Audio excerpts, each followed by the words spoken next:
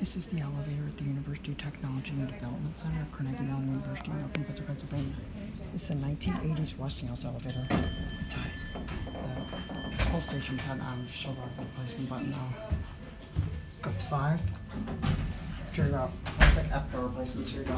Has a dinner bell too, which is nice.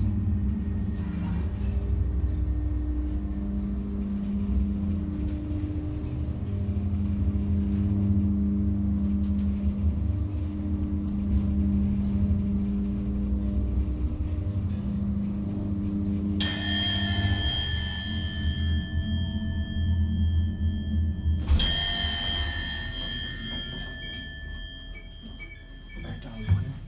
The down dinner bells are loud on the up one. I think both of the down ones work, and I think only one of the up ones work. 8A phone. Thought this had a flip out time. It doesn't. Basic cab.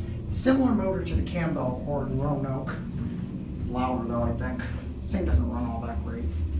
Westinghouse MPH, probably the 1980s. EPCO fixtures. Even says Westinghouse on the panel. Interesting. Normally Westinghouse would not label their elevators. Here, back up one.